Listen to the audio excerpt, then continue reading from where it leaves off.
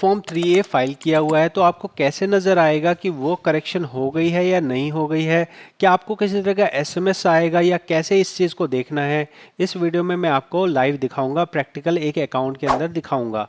छोटा सा परिचय जान लीजिए। मेरा नाम सागर है, मैं पीएफ कंसल्टेंट हूँ। आप लोगों को पर्सनल कंसल्टेशन चाहिए हो, फीस पे करके भी आप बात कर सकते हैं। आपको यहाँ बता दूं कि हम किस बारे में बात कर रहे हैं। हमारी बात ये चल रही है कि अगर एक पुरानी कंपनी में मेरा पेंशन कटना चाहिए था, वहाँ नहीं कटा, और नई कंपनी में जहाँ नहीं कटना चाहिए था वहाँ कट गया है, तो ऐसे में हमें पेंशन की एडजस्टमेंट करवाने के लिए एक फॉर्म 3A भरना होता है। ये जो फॉर्म 3A है ये कंपनी वाले बनाते हैं और कंपनी वाले पीएफ ऑफिस में जमा करते हैं। ये जमा करने के 1 महीने, 2 महीने, 3 महीने, 4 महीने, 5 महीने, 6 महीने, 7 महीने बाद जाके पीएफ ऑफिस आपके पेंशन के अंदर में या पासबुक के अंदर में करेक्शन करता है। ये करेक्शन किस तरह से नज़र आती है, इस चीज़ को मैं इस वीडियो में दिखा रहा हूँ। सबसे पहले ये समझ लीजिए कि आपको ये जो एडजस्टमेंट है ये कहाँ दिखेगी।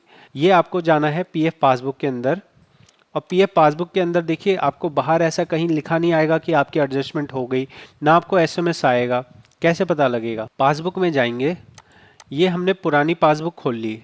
ये पुरानी पासबुक खोलने के बाद मैं आपको शुरू से अगर दिखाऊं तो 2016 में ये मेंबर का क्या था कि इनका जो है पेंशन नहीं कटा था। इनका पेंशन नहीं कटा था। क्यों नहीं कटा था? क्योंकि इनकी बेसिक वेजेस 15,000 से ज़्यादा थी। तो अगर 15,000 से ज़्यादा थी तो इनका पेंशन नहीं कटना चाहिए था। ये एक प्रिंसिपल इन्हें समझ आया था, ठीक है। लेकिन हुआ क्या? हुआ ये कि इससे पहले वाला एक यूएन नंबर निकला और उस यूएन के अंदर में इनका पेंशन कट रहा था।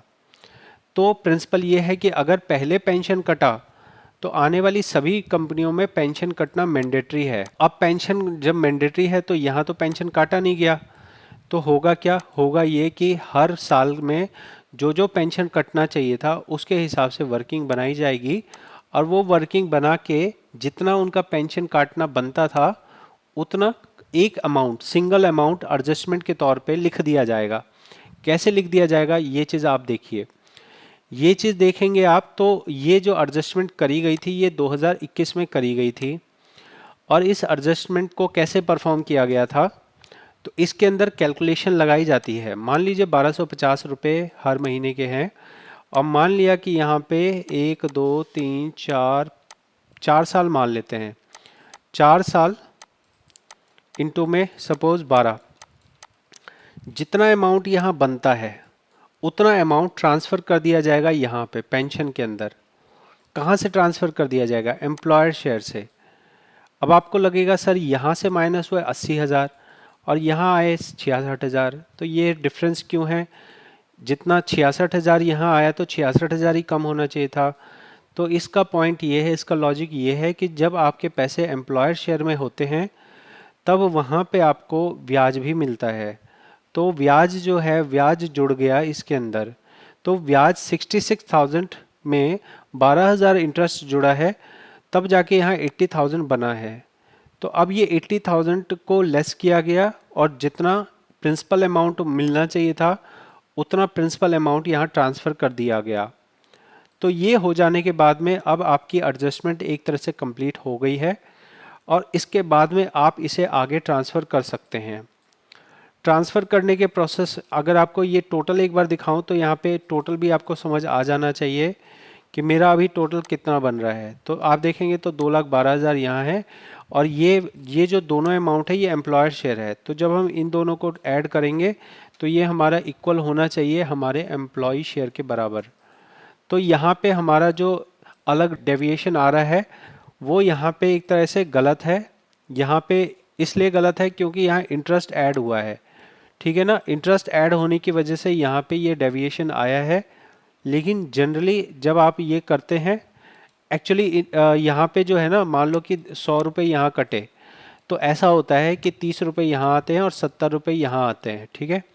तो अभी हमारा टोटल इसलिए नहीं बन रहा क्योंकि ये 30 रुपये में टाइम पे इंटरेस्ट मिलता आया है, तो यहाँ इंटरेस्ट बढ़ता जा रहा है, और यहाँ पे हमारा जो है इस वाले पे इंटरेस्ट मिल नहीं रहा, इसलिए ये इक्वल नहीं हुआ है।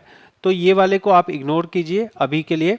आप ये बस समझिए कि आपको जो एडजस्टमेंट होनी है फॉर्म नंबर 3A से, वो कुछ इस तरह से नज़र आएगी।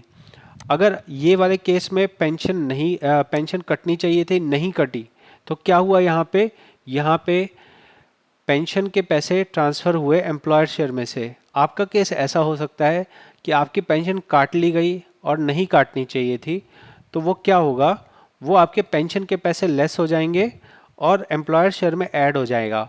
और जब एम्प्लॉयर शेयर में ऐड हो जाएगा तो एम्प्लॉय और एम्प्लॉयर शेयर दोनों बराबर हो जाएगा, जैसा कि आप यहाँ पे देख रहे हैं। तो जब आपकी ये एडजस्टमेंट हो जाए उसके बाद ही आप इस वैल्यू को या तो विड्रॉ कर सकते हैं या ट्रांसफ़र कर सकते हैं।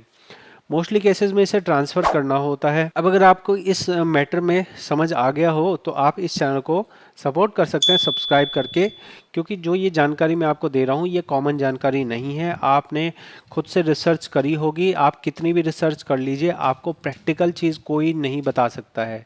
मैं यहाँ पे हज़ारों केसेस देख चुका हूँ, इस बेसिस पे मैं आपको ये एक्सपीरियंस शेयर कर रहा हूँ। आप चाहें पर्सनल कंसल्ट करना, आप पर्सनल भी कंसल्ट कर सकते हैं।